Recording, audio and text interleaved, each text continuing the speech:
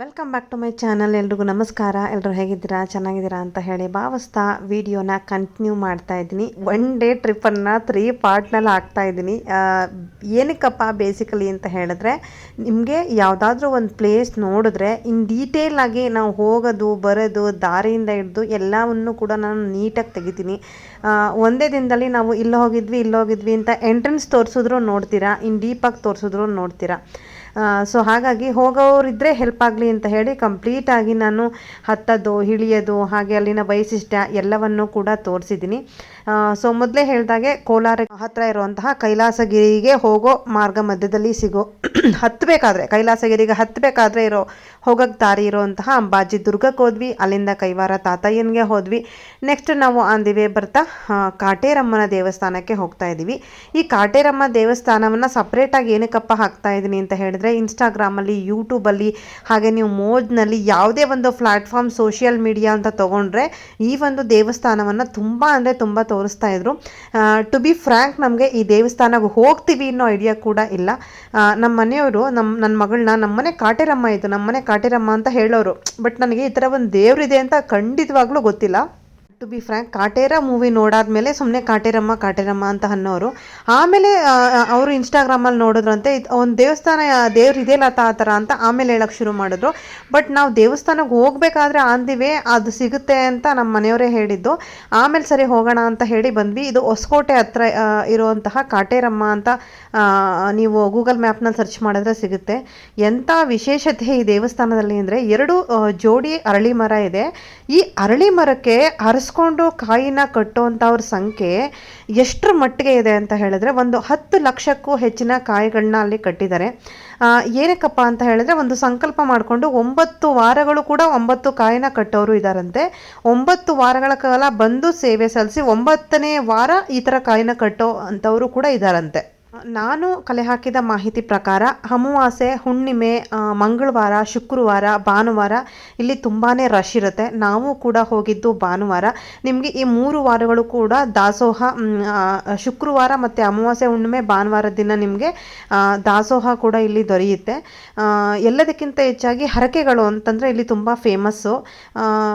ಈ ಏನು ಆಲದ ಮರ ಇದೆ ಇಲ್ಲಿಗೆ ಒಂದು ಕಾಯಿಗೆ 150 ರೂಪಾಯಿ ಏನೋ ತೊಗೊತಾರೆ. 150 ರೂಪಾಯಿ ತೊಗೊಂಡು ಸಂಕಲ್ಪ ಮಾಡಿಕೊಂಡು ನಿಮ್ಮ ಹರಕೆ ಮೇಲೆ ಡಿಪೆಂಡು, ನೀವು ಏನು ಹರಿಸ್ಕೊತೀರಾ ಅದ್ರ ಮೇಲೆ ಇಂತಿಷ್ಟು ಪ್ರದಕ್ಷಿಣೆನ ಹಾಕಿ ಅಂತ ಹೇಳ್ತಾರೆ. ಮಧ್ಯಾಹ್ನ ಬಂದವರು ಸಂಜೆವರೆಗೂ ಸುತ್ತಾ ಇದ್ರು, ಯಾಕೆಂದರೆ 108 ಪ್ರದಕ್ಷಿಣೆ ಕೂಡ ಹೇಳಿದರು. ನಾನು ಅಲ್ಲಿ ಹೋಗ್ತಾ ಇರೋರಂಥ ಸಂಕಲ್ಪ ಮಾಡಿರೋರ ಹತ್ರನೇ ನಾನು ಮಾಹಿತಿ ಕಲೆ ಹಾಕ್ಕೊಂಡೆ. 108 ಪ್ರದಕ್ಷಿಣೆನ ಹಾಕಿ ಆ ಆಲದ ಮರದಲ್ಲಿ ಆ ಕಾಯಿನ ಕಟ್ಬಿಟ್ಟು ಬಂದರೆ 9ನೇ ವಾರ ಆಗೋದ್ರೊಳಗೆ ಅವತ್ತೇ ಪರಿಹಾರ ಸಿಗ್ಬೋದು. 1 ವಾರದಲ್ಲಿ, 2 ವಾರದಲ್ಲಿ, 3 ವಾರದಲ್ಲಿ. ಸೊ ನಿಮ್ಮ ಭಕ್ತಿ ನಿಮ್ಮ ನಂಬಿಕೆಗೆ ಬಿಟ್ಟಿದ್ದು ಅಂತ ಹೇಳ್ತಾರೆ. 9 ವಾರ ಆದಮೇಲೆ ಕೂಡ ನಿಮಗೆ 100% ಇಲ್ಲಿ ಪರಿಹಾರ ಸಿಕ್ಕಿದೆ ಅಂತ ನಾನು ತುಂಬ ಜನ ಭಕ್ತಾದಿಗಳನ್ನ ಕೇಳಿದೆ. ಅಲ್ಲಿ ತುಂಬ ಜನ ಪಾಸಿಟಿವ್ ರೆಸ್ಪಾನ್ಸ್ ಹೇಳಿದ್ರು. ಹಾಗೆ ಸಂತಾನ ಭಾಗ್ಯ ಯಾರಿಗಿಲ್ಲ ಅವರು ಕೂಡ ಬಂದು ಇಲ್ಲಿ ಒಂದು ಮರಕ್ಕೆ, ಒಂದು ಪುಟಾಣಿ ಮರ ಇದೆ ಅಲ್ಲಿ ಹಿಂದಗಡೆ, ಅಲ್ಲಿ ತೊಟ್ಲನ್ನು ಕಟ್ಟಿರುವಂಥವ್ರಿದ್ರು, ಬಳೆ ಕಟ್ಟಿದ್ರು.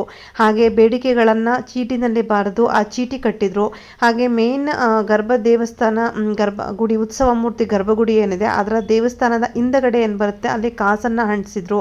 ಹಾಗೆ ಇಲ್ಲಿ ನೀವು ನೋಡ್ತಾ ಇರ್ಬೋದು, ಕುಂಬಳಕಾಯಿ ದೀಪ ಹಚ್ಚಿದ್ರು, ನಾರ್ಮಲ್ ದೀಪಗಳು ಹಚ್ಚಿದ್ರು, ನಿಂಬೆಹಣ್ಣಿನ ದೀಪಗಳು ಹಚ್ಚಿದ್ರು. ತುಂಬ ಅಂದರೆ ತುಂಬಾ ಹರಕೆಗಳಿದೆ ಇಲ್ಲಿ. ಮಾಟ ಮಂತ್ರಕ್ಕೆ ಸಂಬಂಧಪಟ್ಟಂಥದ್ದು ಕೂಡ ಇಲ್ಲಿ ಮಾಡ್ತಾರಂತೆ. ಅಂದರೆ ಅದು ಮಾಡಿಸಿದ್ರೆ ಅದ್ರ ದೋಷ ಪರಿಹಾರಕ್ಕೂ ಕೂಡ ಇಲ್ಲಿ ಬಂದು ಏನೋ ಕೋಳಿನ ಬಂದ್ಬಿಟ್ಟು ಬಲಿ ಕೊಡ್ತಾರಂತೆ. ಸೊ ನನಗೆ ಗೊತ್ತಿರೋ ಅಷ್ಟು ಮಾಹಿತಿನ ಇಲ್ಲಿ ಕಲೆ ಹಾಕಿದ್ದೀನಿ. ತುಂಬಾ ಪವರ್ಫುಲ್ ದೇವಸ್ಥಾನ ಅಂತ ಹೇಳ್ತಾರೆ.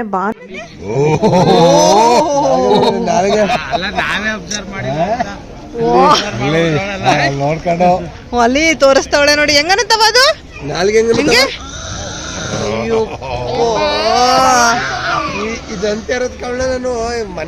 ಮನೇಲಿ ಸುಮ್ಮನೆ ಮೂಳ್ತಾಣ. ಒಂದ್ ತಿಂಗಳಿಂದನೂ ನಮ್ಮನೆ ಕಾಟೇರಮ್ಮ ಇದು ಅಂತ ಇರ್ತಾರೆ ಇವರು. ಸುಮ್ಮನೆ ಹಂಗ ಅಂದಿರೋದು. ಇದೊಂದು ದೇವ್ರು ಕಾಟೇರಮ್ಮ ಏನು ಗೊತ್ತಿಲ್ಲ. ಕಾಟೇರಮ್ಮ ಮೂವಿಗೆ ನಮ್ಮನೆ ಕಾಟೇರಮ್ಮ ಅಂತ ಇರೋದು ಇವರು. ಅನ್ನ ಹೆಂಗೋ ಬಂದು ಅಲ್ಲೇ ರೀಚ್ ಆಗಿದೀವಿ ನೋಡಿ.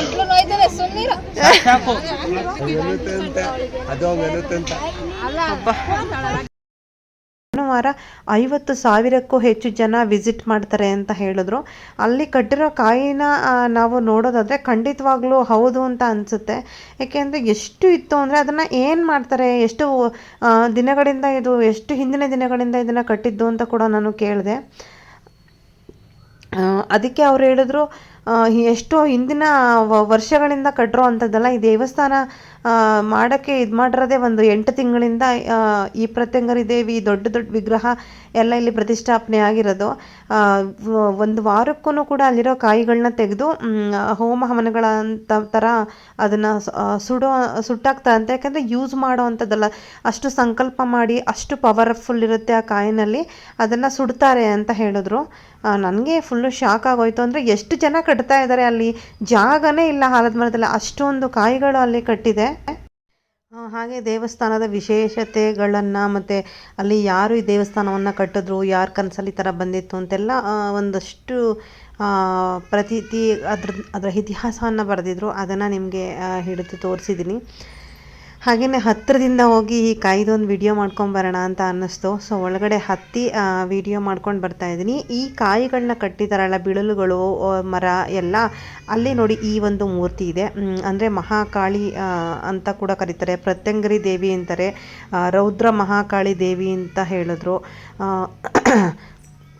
ಸೊ ರೌದ್ರಾವತಾರ ಇರೋದ್ರಿಂದ ಆ ಥರ ಹೇಳಿದ್ದಾರೆ.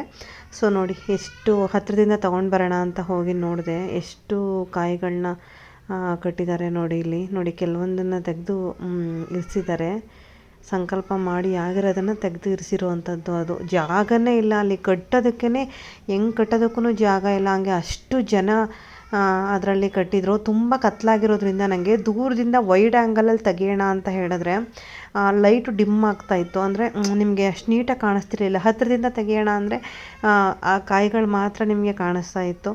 ಸೊ ಎಷ್ಟು ಸಾಧ್ಯ ಆಗುತ್ತೋ ಅಷ್ಟು ತೆಗೆದುಕೊಂಡು ಬಂದಿದ್ದೀನಿ ನೋಡಿ.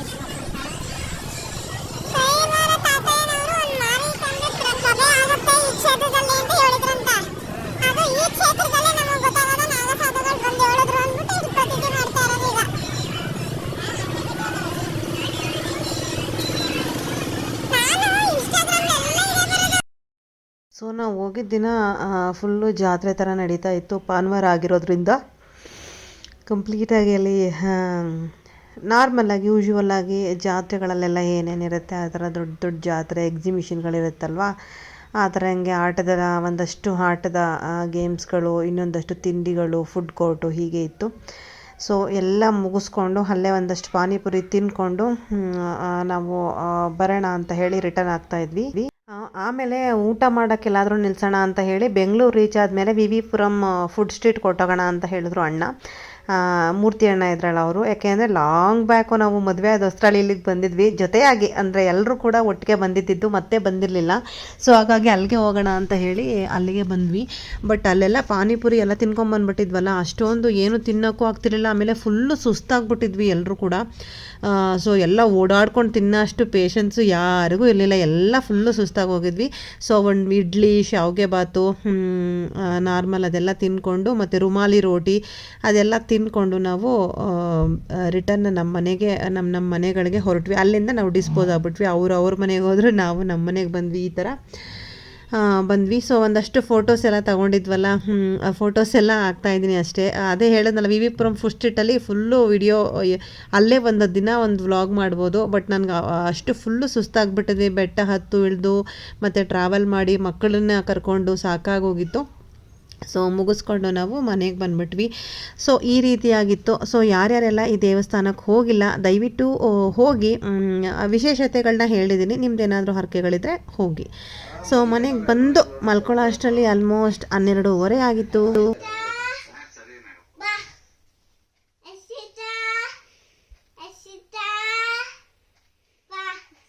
ಎಲ್ಲಿದ್ರಳೆ ಹರ್ಷಿತಾ? ಅಕ್ಕ ಮಲಗಿರ್ತಾಳೆ ಈಗ, ಮಲಗಿರ್ತಾಳೆ.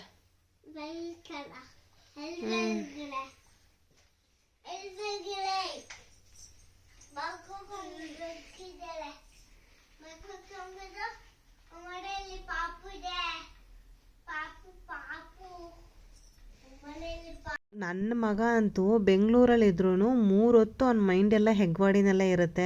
ಹರ್ಷಿತಾ ಅಂತಿರ್ತಾನೆ, ದಿನಕ್ಕೆ ಒಂದ್ಸತಿನಾದ್ರೂ ಹರ್ಷಿತಾ, ಕೀರ್ತಿ ಅಣ್ಣ ಅಂತ ನೆನಪಿಸ್ಕೋತಾ ಇರ್ತಾನೆ. ಇಲ್ಲಾಂದರೆ ಮಾವ. ಇವತ್ತು ಕೂಡ ಅವನು ಮೀನು ಹಿಡಿಯೋ ಆಟ ಆಡ್ತಿದ್ದೀನಿ ಇಂದ, ಯಾರು ಹೇಳ್ಕೊಟ್ರು ನಿಂಗೆ ಇದನ್ನ ಅಂದರೆ ಮಾವ ಅಂದ. ಯಾವ ಮಾವ ಅಂದರೆ ಮಹೇಶ್ ಮಾವ ಅಂತವನೇ. ಅವ್ನಿಗೇನು ಮೀನು ಹಿಡಿಯೋದಿಲ್ಲ, ಅವ್ನು ಏನು ಹೇಳ್ಕೊಟ್ಟೇ ಇಲ್ಲ.